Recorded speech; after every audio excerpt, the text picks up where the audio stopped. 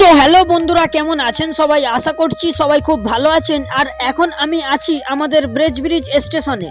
আর আজকে আমি প্ল্যান করেছি, আজকে আমি যাব পাটুলি যাব এই কারণ 25শে ডিসেম্বর উপলক্ষে পাটুলিটাকে খুব সুন্দর করে সাজানো হয়েছে। আজকে দিনটা ছিল রবিবার, 28 তারিখ ডিসেম্বর মাস। আর এই ভিডিওটা আমি শুট করেছিলাম রবিবার রাত্রিরে, আর এই ভিডিওটা আমি এডিটিং করছি 29 তারিখ রাত্রিরে। আমি সময়ের অভাবে ভিডিওটা এডিটিং করতে পারিনি। তাহলে চলুন বেশি দেরি না করে ব্লগটা কন্টিনিউ করা যাক।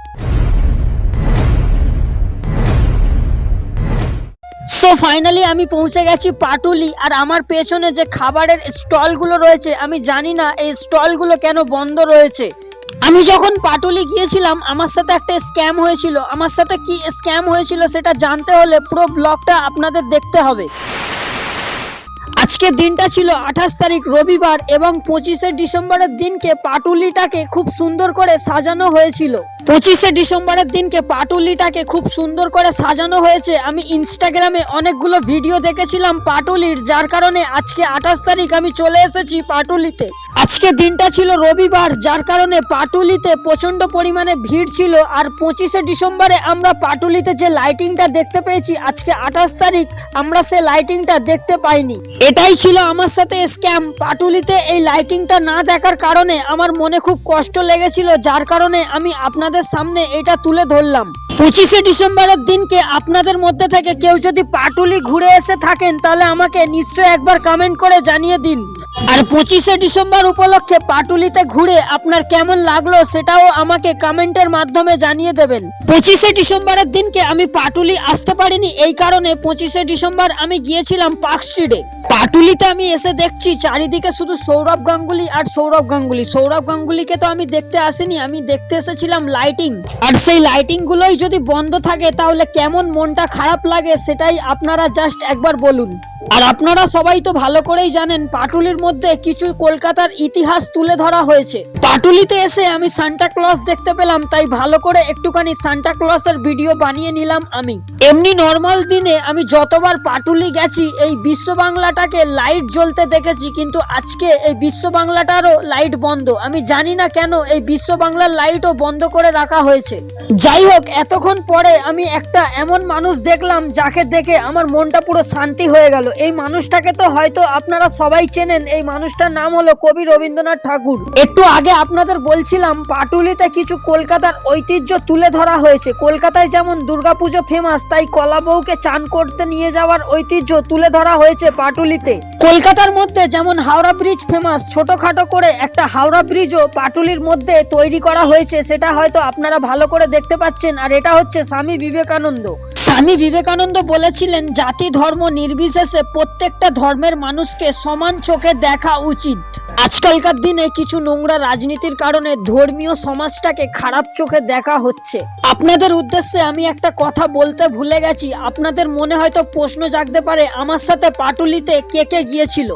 আপনাদের মধ্যে থেকে যারা যারা আমার ব্লগ দেখে তারা হয়তো ভালো করেই জানে আমি যেখানেই যাই না কেন একাই যাই। কারণটা হলো আমি একা, তাই যেখানেই যেতে হয় আমাকে একাই যেতে হয়। আর আমার পেছনে যে স্ট্যাচুগুলো দেখতে পাচ্ছেন এটা হচ্ছে মোহনবাগান ইস্ট বেঙ্গলের স্ট্যাচু।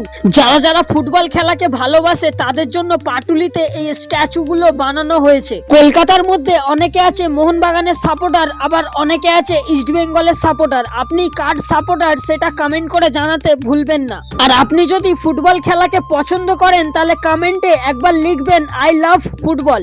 পাটুলিতে নেতাজি সুভাষচন্দ্র বসুর স্ট্যাচু ও আপনারা দেখতে পাবেন। একটা কথা ভালো করে মনে রাখবেন, নেতাজি সুভাষচন্দ্র বোস ছিল বলে আজকে আমাদের দেশটা স্বাধীন হতে পেরেছে। আর এখানে কত সুন্দর করে একটা ছোটা ভীমের স্ট্যাচু ও বানানো হয়েছে। এখানে বাচ্চাদের জন্য এই ছোটা ভীমের স্ট্যাচুটা বানানো হয়েছে। মানে পাটুলিতে আসলে আপনি কত কি দেখতে পাবেন সেটা হয়তো ভালো করেই বুঝতে পেরেছেন আমার এই ব্লগটা দেখে। এবার জাস্ট আপনারা এই ভিউটা দেখুন। এখান থেকে পাটুলির হাওড়া ব্রিজটাকে কত সুন্দর লাগছে দেখতে। আর পাটুলির সাইড লাইনে এখানে কত সুন্দর সুন্দর গাছ গাছপালা লাগানো রয়েছে, যেটা সুন্দর ভিউটা দেখতে আপনি একদমই ভুলবেন না। যারা যারা পাটুলিতে থাকেন তারা একবার হলেও আমাকে কমেন্ট করে জানাবেন, তাহলে আমি অনেক খুশি হব। পাটুলি থেকেও আমার এই ব্লগটা আপনারা দেখছেন। 25শে ডিসেম্বরে পাটুলিতে খুব সুন্দর করে সাজানো হয়েছে, সেই ফটোগুলো এখানে তুলে ধরা হয়েছে, সেটা আপনারা ভালো করেই দেখতে পাচ্ছেন। এই বাস স্ট্যান্ডে কত সুন্দর করে পাটুলির ঐতিহ্যগুলো তুলে ধরা হয়েছে।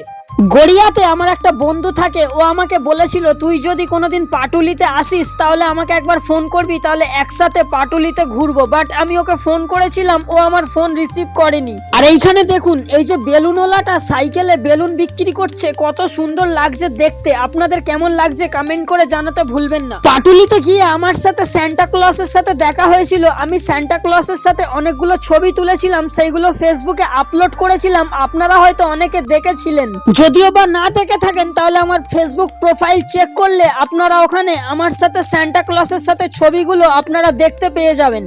অনেকদিন আগে আমি আর আমার একটা বন্ধু বাইক নিয়ে পাটুলি গিয়েছিলাম আর একটা ব্লগ বানিয়েছিলাম। ওই ব্লগটা আমি ফেসবুকে আপলোড করেছিলাম, ভালো সাপোর্ট পেয়েছিলাম, যার কারণে আমি আর একটা বড় ব্লগ পাটুলির বানাচ্ছি। দয়া করে এই ব্লগটাও আপনারা একটু সাপোর্ট করবেন, কারণ আপনাদের সাপোর্ট আমার একান্ত প্রয়োজন। সো আজকে আমি পাটুলিতে অনেকটা ঘুরলাম, আমার তো খুব ভালো লাগলো। আপনাদের এই ব্লগটা কেমন লাগলো সেটা আপনারা কমেন্ট করে জানাতে একদম ভুলবেন না। আমি আশা করছি পাটুলির অনেকটা ভিউ আপনাদের সামনে তুলে ধরতে পেরেছি, আর যেগুলো তুলে ধরতে পারিনি তার জন্য সরি। আজকে ব্লগটা ভালো লাগলে লাইক কমেন্ট শেয়ার করে দেবেন। ততক্ষণের জন্য টাটা, বাই বাই।